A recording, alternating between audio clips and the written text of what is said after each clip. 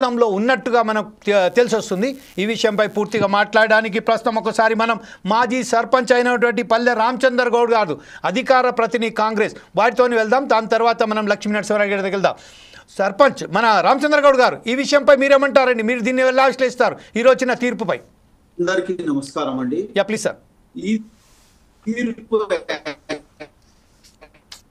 Actually ఏంటంటే local body స్థానిక సంస్థల ఎన్నికలు అనేటి వెంటనే జరగాలి.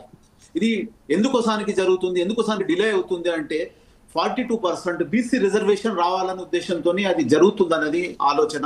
నిజానికి కూడా కాంగ్రెస్ పార్టీ 42% ఇంతకు ముందు కూడా స్థానిక సంస్థలు బలోపేతం కావడానికి ఈ 92-90 రాజ్యాంగ సవరణ కూడా చేయడం జరిగింది, 92-93.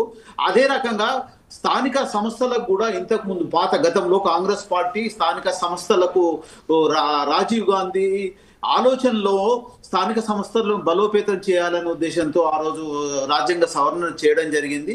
రాజ్యాంగం ప్రకారం ఖచ్చితంగా లోకల్ బాడీ ఎలక్షన్స్ ప్రతి ఈ సంక్షేమ ఫలాలు ప్రతి ఒక్కరికి చేరాలంటే అంటే స్థానిక సంస్థలు బలోపేతంగా ఉండాలని కోరికొంది.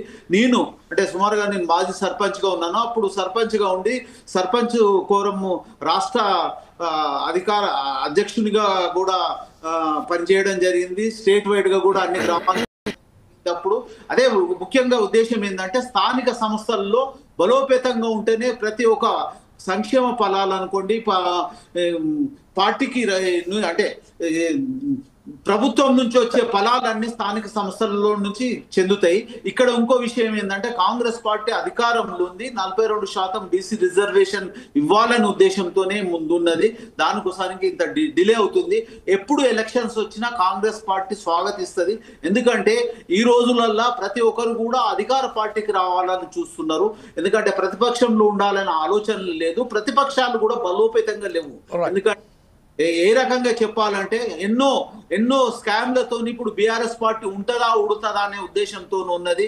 ఎందుకంటే వాళ్ళకు ఫోన్ ట్యాపింగ్ లో అనుకోండి, ఈ కార్ రేసింగ్ లో అనుకోండి, కాళేశ్వరం అనుకోండి, ప్రతి దాంట్లో ఎలిగేషన్స్ ఎన్నో ఉన్నాయి. ఆ ఎలిగేషన్ లో కవిత గారి తలకాయ నొప్పి కూడా ఉంది. కవిత ఇంతకు ముందే ఆమె ఏమన్నది, దయ్యాలతో మా కేసీఆర్ గారు మా నాన్నగారు దయ్యాలతో కలిసి ఉంటుండ్రు అని. అంటే అది ఆ పార్టీలో బలోపేతానికి లేకుండా ఇబ్బందికరంగా ఉంది. అది బీజేపీతోని మొన్న ఎంపీ ఎలక్షన్లలో బీజేపీతో కలిసిండ్రు అని ఆమె డైరెక్ట్ కూడా చెప్పింది. అంటే బీజేపీ బీఆర్ఎస్ అనేది ఒకటే పార్టీగా ఉన్నది.